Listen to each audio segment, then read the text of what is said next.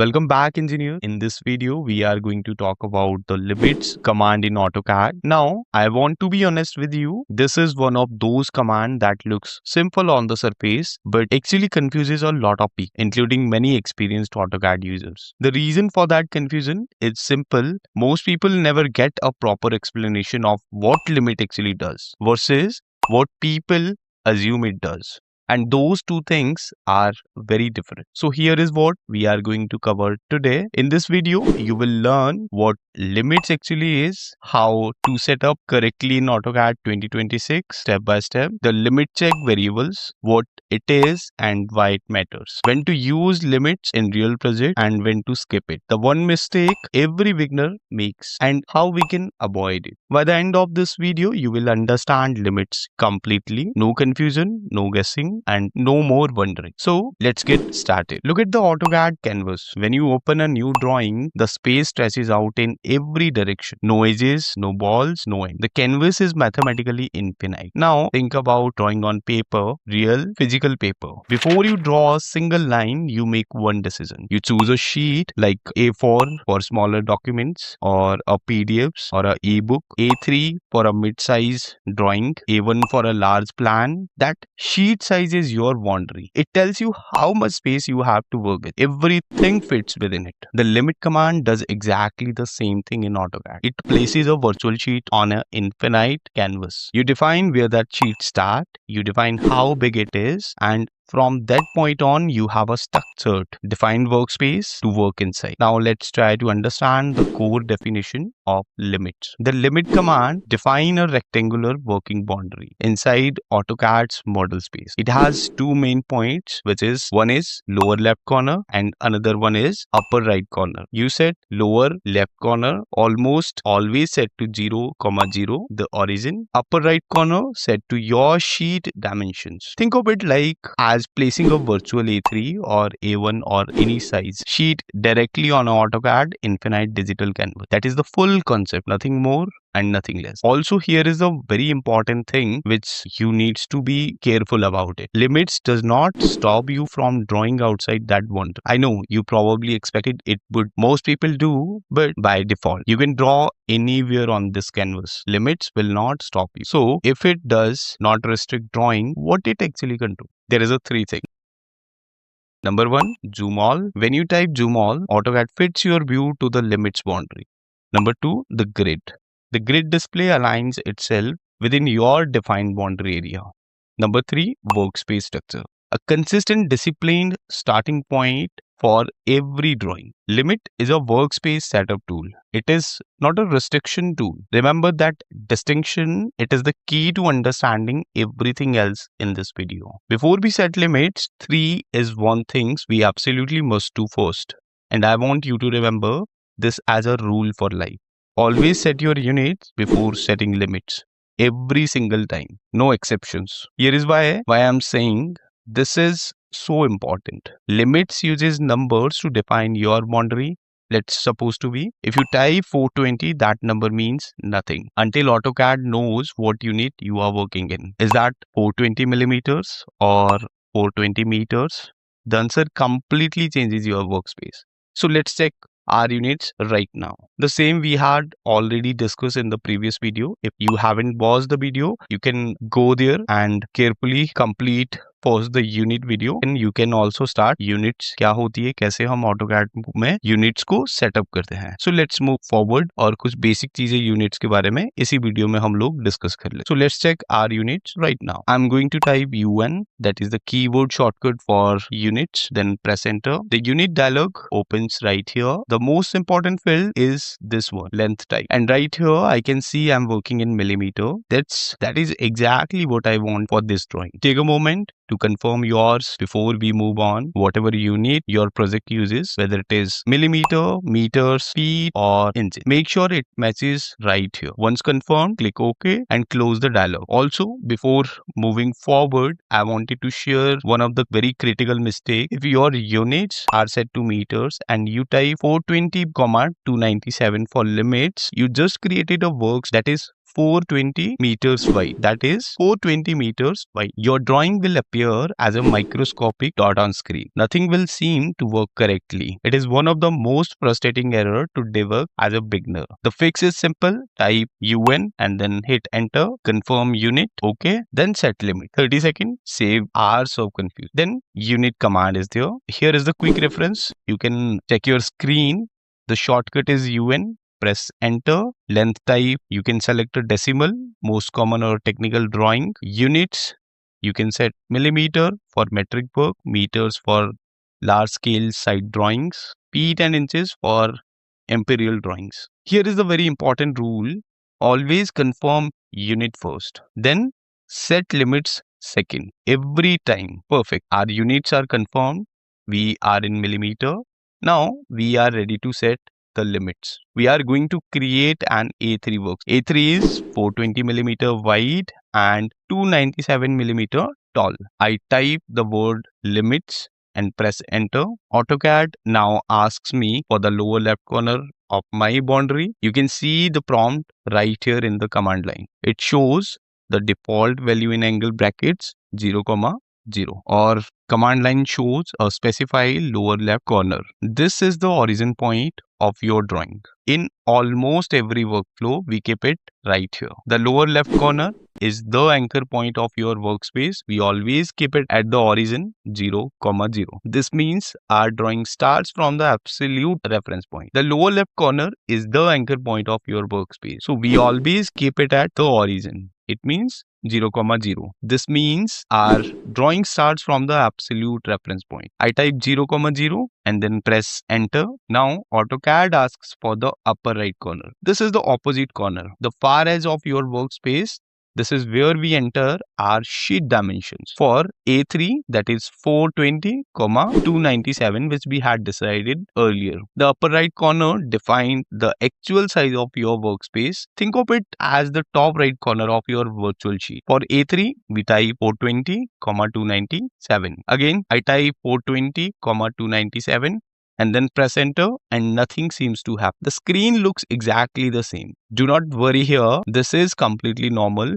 Limits has been set successfully. We just need to update our view to see it. We do that with zoom all, which is the very next step. Now, let's also try to understand a standard A3 sheet sizes for our upper right corner values in millimeter, especially if you are working in millimeter. Let's suppose to be if you wanted to work with a A4 sheet, so you can select an upper right corner value around 210, 297. For A3, you can use 420, 297. For A2, you can use 594, 420. And then same you can apply on A1 and A0, which you can see on my screen. The very important thing is these value assumes your units are set to millimeters. Please always confirm with the UN or unit before entering these values. Our units are set, but right now the screen still looks the same. This is because our views has not adjusted yet. Think of it this way. We have just defined where our virtual sheet is, but our camera, our viewport is still pointing at the old view. We need to tell AutoCAD to zoom the view, fit our newly defined boundary. That command is called zoom all. I type Z for zoom and press enter. Then A for all, press enter again. Watch this. The view snaps perfectly to our defined boundary. This rectangle you are looking at the right now, this is our A3 workspace. 420 millimeter wide and 297 millimeter tall. This is our vertical sheet. Look at that. This is exactly our A3 workspace. And here is why this is genuinely useful. Every time you run zoom all in this drawing, it will always return to his view. If you get lost a complex drawing, zoom all bring you straight back to your workspace every time instantly. Here is the pro tip which I want to discuss or share with you also. Zoom all shortcut. You will use zoom all constantly while drawing. It is really important to memorize this shortcut. If you wanted to zoom all, then type Z, then press enter, then type A and then hit enter, or simply type zoom and select all from the command options. This is one of the most shortcut in AutoCAD.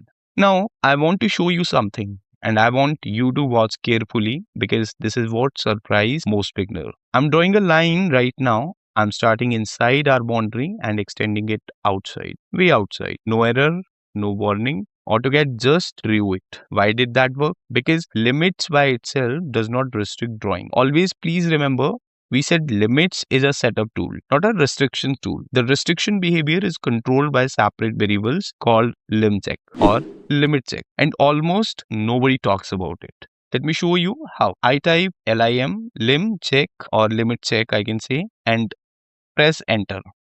AutoCAD shows me a current value in angle brackets. It stays 0. 0 means off. That is the default setting. With the LIMCHECK off, limits define a boundary that zoom all and the grid will references. But it does not stop you from the drawing outside. The boundary is a guide, not a ball. Let's try to understand in depth. As earlier we discussed that LIMCHECK equal to 0. It means it is off or a by default setting. Limits creates a visual and structural boundary only. You can draw freely anywhere on the canvas. Zoom all and the grid references the boundary. No error are generated when drawing outside. If LIMCHECK equal to 1, AutoCAD actively prevents drawing outside the limits boundary. If you are attempts to place a point outside, you get error. Outside limit. The command will not complete until you draw inside. In professional practice, LIMCHECK stays off almost always. Limits is used for workspace structure, not hard restrictions. So to summarize what limits actually control: zoom all, your view always snaps back to your boundary, grid display, grid dots fill and align within your defined area, workspace structure, a consistent reliable starting point for your drawing. Limits give your drawing structure, LIMCHECK give your drawing restrictions. Again, I'm repeating the same. Limits give your drawing structure and LIMITCHECK or LIMCHECK gives your drawing restrictions. They are different tools, but both are useful. But one is on by default. Now let's talk about when you should actually use limits in your real project. The honest answer is it depends on what you are doing. So let me break it down clearly or step by step. You can use limits when you are creating a template file for your team or office, or when you are working to a fixed known sheet size like A3, A1 or any custom format you choose, or when your company has drawing standard that require consistent workspace setup, or when you want zoom all and the grid to behave predictably on every drawing. When you are learning AutoCAD, the discipline builds excellent habit early. Here is the real example of how this work in a professional environment. Imagine you work in an architectural office. Every drawing your team produces goes to print on A1 paper. So you set up one template file. You confirm the units in millimeter. You set limits to 841 by 594. You run zoom all, and you save that as your standard templates. Now every drafter in your office open that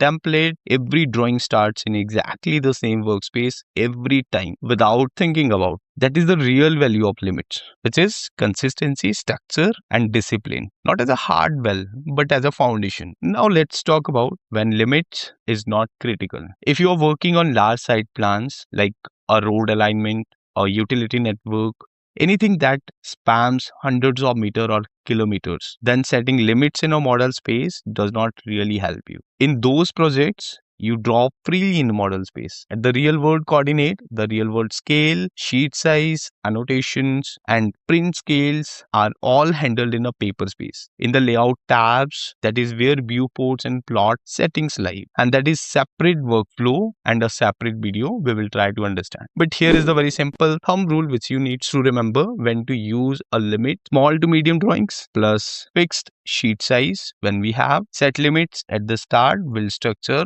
from day one. Large scale infrastructures, site plans, real world coordinates, draw freely in model space. Manage sheets in paper space, layout instead. Template file first, then always set limits, and then always. Before we get to the summary, I need to make sure you never make the most common limits mistake I see from beginners. Always set unit first. Let me show you why this matters so much. I have just changed my units to meter. Now I type limits 420, 297 and then enter. And I run zoom all. Look at this workspace. It is now 420 meters wide. If I add a drawing in millimeters sitting in here, it would be completely invisible, a tiny dot in a 420-meter space. And you would spend a long time wondering why nothing looks right. Define what your number mean. It is really very important that UN or units define what your number mean. Your measurement system and limits define how big your workspace is in those units. Unit define what your number mean and limits uses those numbers to define your workspace. Now depends completely on the other.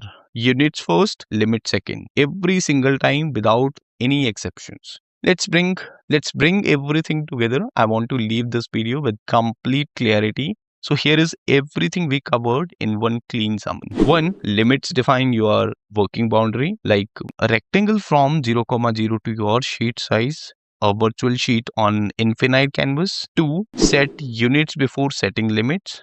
Always type UN, hit enter, confirm your unit of measurement, then set limits. 3. The correct workflow is 3 steps. UN to confirm units, limits to set the boundary, zoom all to see it.